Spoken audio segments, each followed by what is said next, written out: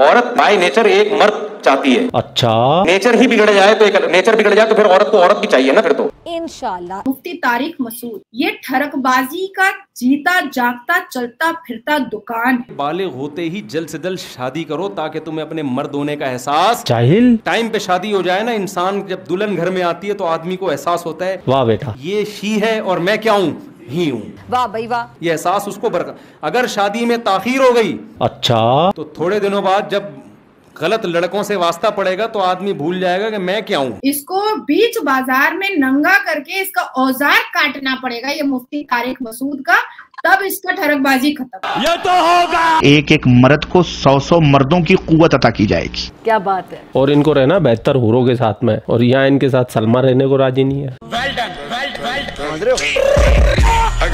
शादी करो और जितनी करोगे उतनी आपकी ही वाली फीलिंग्स, जब एक बीवी होगी आपको लगेगा मैं ही, एक और शादी होगी ही, 4 शादियों पे ही। मर्दानगी का एहसास होगा आदमी को, यार आदमी के बच्चे हैं। 4 बीवी रखने वाला मुसलमान मर्द भी बच्चलन ही है और कुछ। सही बात है। राम मंदिर को लटका रही थी, भटका रही थी, अटका रही थी। सब राम मंदिर का मुद्दा फिर से उछाला। चलिए दूसरा मुद्दा उठाइए, वो 30 साल से ये कोई हमारा मुद्दा नहीं है। जैसे ही इलेक्शन आता है ये बरसाती मेंढक की तरह प्रो सनातनी हो जाते हैं। कांग्रेस पार्टी में दमखम नहीं रहा। क्यों? कांग्रेस पार्टी नहीं आने वाली है, याद रखो मेरी इस बात। उफ उफ उफ, क्या जुल्म ढा दिया। जितना जल्दी कांग्रेस पार्टी खत्म हो जाए, वाह भाई वाह, वो भारत के लोकतंत्र के लिए बहुत अच्छा होगा। मजा आया। मैम जो इटली की किटली है वो उन्होंने भरपूर कोशिश की थी कि राम मंदिर का निर्माण है ना वो रुकवाया जा सके, और अभी मैंने एक तस्वीर देखी जिसमें वो राम जी को तिलक लगा रही हैं। मतलब इतना बदलाव कैसे? क्या सिर्फ वोट के लिए पब्लिक को बेवकूफ बना रहे? देखो किट्टू, मोदी जी ने कहा था ना अच्छे दिन आएंगे। तो इटली की फिरंगी औरत भी भगवान राम को मान रही है तो अच्छे दिन आए ना। सही बात है। भले ही ये लोग सनातनी बरसाती मेंढक की तरह बनते हैं, जैसे बरसात आता है तो गटर से नाले से मेंढक फुदक फुदक करके रोड पर आ जाता है और हम देखते हैं उसको, पब्लिक देखते हैं अरे मेंढक फुदक रहा है, थोड़ा बड़ा आ जाता है तो हम उसको और गौर से अरे देखो मेंढक है। तो उसी तरीके से ये बरसाती मेंढक की तरह इलेक्शन के वक्त में, जैसे ही इलेक्शन आता है ये बरसाती मेंढक की तरह प्रो सनातनी हो जाते हैं। तो अच्छे दिन तो आ गए कि सोनिया गांधी, जिसको हिंदी आज तक बोलना नहीं आया, पूरी जिंदगी मतलब जवानी से लेकर के बुढ़ापा, और अब तो शमशान और या फिर बॉक्स में जाने की उनकी उम्र हो चुकी है, फिर भी उनको हिंदी बोलना नहीं आया, पर राम जी को तिलक तो लगाया। अब बात आती है कि ये वही सोनिया गांधी फिरंगी औरत है जिसने राम मंदिर के खिलाफ 14 वकील, बड़े वकील हायर किए थे सुप्रीम कोर्ट के अंदर, जिसने अपनी पूरी एड़ी चोटी का जोर लगाया था कि कभी भी राम मंदिर ना बने, जिसने कई बार, शशि थरूर ने, सलमान खुर्शीद ने, सोनिया गांधी ने कई बार इस बात की पुष्टिकरण की और स्टेटमेंट दिया कि किसी की धार्मिक जगह को तोड़ करके वहां पर मंदिर नहीं बननी चाहिए। भाई किसी के घर में घुस करके अपने नाम का नेम प्लेट भी नहीं लगाना चाहिए, ये भी तो बोलना चाहिए था ना, ये भी तो बोलना चाहिए था ना। अब अचानक से मेरे घर में 10 मौलाना घुस जाएंगे और कहेंगे कि नहीं ये मदरसा था, नहीं ये मदरसा था, मैं कहूंगी नहीं मेरा घर था, मैं तो पजामा खोल के मारूं, चल अपना मदरसा अपने जगह पर लगा, ये मेरा घर है भैया। तो फिर भी मैं कहूंगी कि हिंदुओं ने मतलब कुछ ज्यादा ही शरीफ है, कुछ ज्यादा ही शरीफ है। इतना शरीफ होना भी ठीक नहीं होता है, इतना भी शरीफ ठीक होना ठीक नहीं होता है।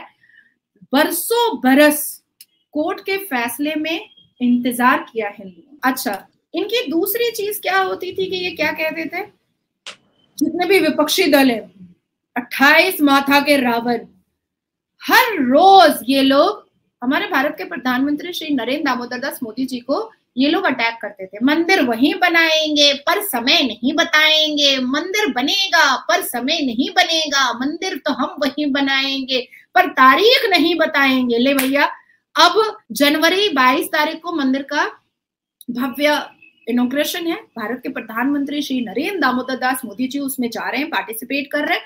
अब ये जितने भी विपक्षी दल के नेता हैं, कटोरा लेकर के बैठ जाना, पानी, प्रसाद, लड्डू, पेड़ा सब मिल जाएगा, बहुत अच्छी बात है।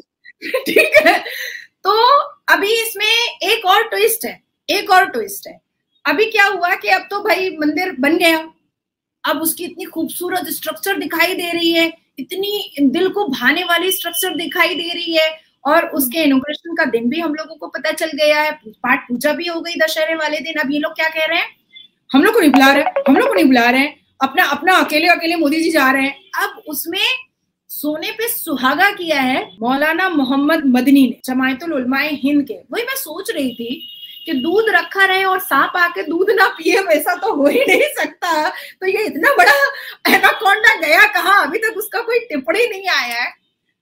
और जैसे ही मैं ये सोच रही थी वैसे ही मदनी का आया एक बयान। हम उस फैसले को जो अयोध्या के बारे में आया है कोर्ट की तरफ से, उस फैसले को सही नहीं मानते। हम कोर्ट के इस फैसले को नहीं मानेंगे। भाई तू होता कौन है नहीं मानने वाला? तू है कौन? भारत के प्रधानमंत्री को इनॉग्रेशन में नहीं जाना चाहिए कि मुल्क के वजीर आजम को ना किसी मंदिर ना किसी इबादत गाह के इफ्तिताह के लिए संग बुनियाद के लिए बिल्कुल नहीं जाना चाहिए। भारत के प्रधानमंत्री इस तरह के धार्मिक जगह पर इनॉग्रेशन में उनको शिरकत नहीं देनी चाहिए। पहली बात कि तूने मदनी ने अपने आप को इस अथॉरिटी की पोजीशन में डाला ही क्यों कि वो भारत के प्रधानमंत्री को मना करेगा कि उनको कहाँ जाना चाहिए और कहाँ नहीं जाना चाहिए। दूसरी बात कि मदनी ने और all India Muslim personal law board के साथ साथ जितने भी चुन्नू मुन्नू इस मुसलमान समाज के जो ऑर्गेनाइजेशन है, उन्होंने एक डेकेड लड़ाई कोर्ट में, सुप्रीम कोर्ट ऑफ इंडिया में लड़ी और वो वहां से हारे और बदले में एक 24 एकड़ की जमीन भी ली जहां पर मस्जिद जो है वो बन भी रहा है, जिसका मैप भी बन चुका है। अब तू बोलने वाला होता कौन है? तीसरी बात कि जब इमाम बुखारी, शाही मस्जिद दिल्ली जामा मस्जिद का इमाम बुखारी जब सोनिया गांधी के साथ वोट मांगने के लिए कांग्रेस का निकलता है, तब तो दुम कटी छिपकली की तरह दीवार पे क्यों चिपक जाता है मदनी भाई? तब तो फिर क्यों नहीं बोलता है कि बुखारी साहब को सोनिया जी के लिए वोट नहीं मांगना चाहिए, किसी भी धार्मिक जगह पे सोनिया जी को नहीं जाना चाहिए? तब तो क्यों नहीं बोलता है? जब राहुल गांधी अजमेर शरीफ जा करके चादर चढ़ाते हैं, हाथ फैला फैला करके दुआ मांगते हैं, तब तो क्यों बन जाता है दुम कटा सांप? तब तेरे अंदर डसने का कोई क्षमता नहीं बचता है क्या? तो ये लोग वो हैं जो दूध पिला रहा है उसी को डसने के लिए खड़े हो रहे हैं। और मैंने ये सेंटेंस, ये स्टेटमेंट किट्टू इसलिए इस्तेमाल किया है, जब तक इस भारत का कानून सख्त नहीं होगा तब तक मानो जैसे भारत के लोग इनको दूध ही पिला रहे हैं, ऐसे ऐसे सांप को दूध ही पिला रहे हैं। आप देखो जितनी मंदिरें हैं भारत में सब टैक्स पे ही हैं, सब टैक्स पेमेंट करते हैं। जितनी मस्जिदें, मदरसा, मजार हैं, ये भीख से चल रहा है, ये चंदाखोरी से चल रहा है। और जितने मुजाबिर हैं, जितने इमाम हैं, जितने मौलवी हैं, जितने मुल्ला हैं, ये हराम की कमाई में पल रहे हैं। तो ये पार्शियलिटी को खत्म होना चाहिए। आज जो लोग आवाज उठा रहे हैं कि अरे इजराइल ने मस्जिद अल-अक्सा की जगह ले ली, मस्जिद अल-अक्सा की जगह ले ली, तो आतंकवाद को भारत के मुसलमानों ने सपोर्ट किया। जब कश्मीरी पंडितों की जगह मुसलमानों ने कश्मीर में ले ली, तो हिंदुओं को भी कोई टेररिज्म ऑर्गेनाइजेशन बना करके मुसलमानों को खत्म कर देने की जरूरत होनी चाहिए थी ना। अब आती है बात कि मस्जिद अल-अक्सा बहुत सारे धर्मों के लिए बहुत महत्वपूर्ण है। सुन्नी मुसलमानी क्यों सोचते हैं कि भाई मेरे लिए बहुत बहुत मुकद्दस, पाक मुकद्दस जगह है? देखो, मस्जिद अल-अक्सा को डैम ऑफ द रॉक कहा जाता है इन इंग्लिश वर्जन। मुसलमान का मानना है कि प्रॉफेट मोहम्मद जन्नत के लिए रवाना हुए थे वहीं से, मस्जिद अल-अक्सा के पास से। यहूदी का मानना है कि हजरत इब्राहिम अलैहिस्सलाम अपने बेटे को कुर्बान करने के लिए मस्जिद अल-अक्सा के ही जमीन से अल्लाह के फरमान पर वो अपने बेटे को कुर्बान कर रहे थे, हजरत इब्राहिम अलैहिस्सलाम। क्रिश्चियंस का मानना है कि मस्जिद अल-अक्सा के पास ही उसी सरजमीन पर ईसा मसीह को फांसी पे चढ़ाया गया था। तो भाई हर धर्मों के लिए वो मस्जिद अल-अक्सा बहुत एहतमाम रखता है, बहुत अहमियत रखता है। तुम अपना धावा क्यों बोलने मांग रहे हो? भाई मैं दावे से सीना ठोक के कहती हूँ कि भारत में मैं क्या बोलूं अपने लिए कि मैं बोझ हूं, क्योंकि धर्मों के आधार पर बंटवारा हो चुका था। धर्मों के आधार पर एक बार नहीं 2 बार बंटवारा नेहरू जी ने कर दिया था, एक बार पाकिस्तान का और एक बार बांग्लादेश का। अगर मेरे पूर्वजों ने ये ठाना कि वो भारत में रहेंगे तो मुझे यहाँ के संविधान को मान्यता देनी पड़ेगी, मुझे यहाँ के प्रधानमंत्री को रिस्पेक्ट देना पड़ेगा, मुझे यहाँ के रीति रिवाज को, मुझे यहाँ की संस्कृति को, संस्कार को सर झुका करके मानना पड़ेगा, बिल्कुल मानना पड़ेगा और पूरी इज्जत देनी पड़ेगी, क्योंकि इतने खूबसूरत जगह पे हम रह रहे हैं जहां पर मैं सिर उठा करके इज्जत से रहती हूँ और अपनी बातों को रख पाती हूँ। आज पाकिस्तान में जा करके देखो कि मुसलमान वहां के अपने मुंह से आवाज नहीं निकाल पाते हैं कि मैं 2 लफ्ज अगर सरकार के खिलाफ बोलूंगी या बोलूंगा तो आर्मी आ जाएगी और बाल नोच करके चुड़ैल की तरह नंगा करके गंजी चुड़ैल की तरह लेकर चले जाएगी और पता नहीं कौन से तहखाने में बंद करेगी कि पता भी नहीं चलेगा। तो भाई तुम इतने खूबसूरत भारत में रह रहे हो जहां पर तुम हर रोज मोदी जी को गाली दे रहे हो, तुम उनको उल्टा पुल्टा बोल रहे हो और सीना ठोक करके बोल रहे हो और फिर आराम से रात में सो भी रहे हो। पाकिस्तान में तो फ्रीडम ऑफ स्पीच है ही नहीं, उनकी जुबान बंद कर दी जाती है, जैसे ही कोई जो सत्ता में होता है उसी के गीत गाने होते हैं, वरना उनको उड़ा दिया जाएगा। देखो किट्टू, मैं अंत में एक ही बात कहूंगी कि ये मुसलमान जो है ना, ये बहुत कंफ्यूजन वाले हैं, ये खुद से कंफ्यूज है, बहुत कंफ्यूज है। ये सुन्नी मुसलमान यहूदियों को नहीं मानते, मैंने बताया ही है, लेकिन ये कंफ्यूज इसलिए हैं कि उसी कुरान में ये बीबी मरियम को पढ़ते हैं जो चर्च में, ये हजरत ईसा अलैहिस्सलाम को पढ़ते हैं जो चर्च में, ये हजरत इब्राहिम अलैहिस्सलाम को पढ़ते हैं जिनको मानने वाले इजरायली हैं। आज जो हम देख रहे हैं मैकडोनल्ड में चूहे फेंक दिए जा रहे हैं, पेप्सी का और बहुत सारे प्रोडक्ट्स का बॉयकॉट किया जा रहा है, तो जरा बाबर आजम का फोटो देखा जाए, वो यहाँ पर पेप्सी का ऐड दे रहा है अपनी जर्सी में, भैया अपनी जर्सी में ऐड दे रहा है, तो इनको भी तो नोटिस करो। मोबाइल फोन तो मुझे लगता है कि पाकिस्तान के तमाम मुसलमानों को और भारत के मुसलमानों को मोबाइल फोन उड़ा के फेंक देना चाहिए, क्योंकि ये तो मोदी जी है ना जिन्होंने मोबाइल की फैक्ट्रीज इतनी इनहैंस की है। इससे पहले तो इजराइल, फ्रांस यहाँ से ही आ रहा था भाई मोबाइल, उनके ही प्रोडक्शन चल रहे थे, तो मोबाइल उठा के फेंक दो, ये तो सबसे बड़ा हराम है मोबाइल, टीवी, ये तो हमारे कुरान में हराम है, तो उड़ाओ, फेंको, चलो जल्दी जल्दी फेंको। ये खुद में कंफ्यूज है। मुसलमानों का 2 ही फ्यूचर है, एक भूख के मारे मरेंगे कभी, और दूसरा जिहाद के नाम पर सर तन से जुदा होगा इनका, बस और कुछ नहीं होगा, और कुछ नहीं होना है। और सुने, सिर्फ पाकिस्तान की पब्लिक पागल नहीं है, हमारे भारत के मुसलमान भी ऐसे ऐसे तावीज बाबा के पास जाते हैं, ऐसे ऐसे तावीज बाबा के पास जाते हैं। एक मैंने देखा है झारखंड में एक बाबा है, वो सिगरेट बाबा है, वो ऐसे ऐसे करते रहता है। ये भी क्या बाबा, मुंह में सिगरेट लेकर ऐसे ऐसे करते रहता है और औरतों को छू छाप करता रहता है। ये जितने तावीजी बाबा बैठे हुए हैं ये सब औरतों को मलिस्ट करते हैं और इनके पास औरतों की भीड़ ही ज्यादा हो। आप चेक कर लेना, आप जिस स्टेट में रह रहे हो वहां पर आप किसी से भी पूछो मुस्लिम एरिया में जाकर के, कोई बाबा होंगे जो तावीज बनाकर देते होंगे, कोई मुस्लिम बाबा, कोई ना कोई आपको हर गली हर चौराहे पर 2 4 5 ऐसा चोर चक्का ठरकी बाबा मिल ही जाएगा, ठरकी हाफिज मुल्ला मिल ही जाएगा, जो तावीज के बहाने से औरतों से ठरकबाजी पूरी करता है। और नौटंकी तो ऐसे करता है कि शाहरुख खान भी एक्टिंग में फेल हो जाएगा, एकदम कंप्लीटली फेल हो जाएगा। तो ये सिर्फ पाकिस्तान के मुसलमान नहीं है जो ऐसे जाहिल आजमों के चक्कर में फंस करके अपनी जिंदगी को तबाह बर्बाद कर रहे हैं, हमारे भारत में भी ऐसे ही मुसलमान है। क्यों?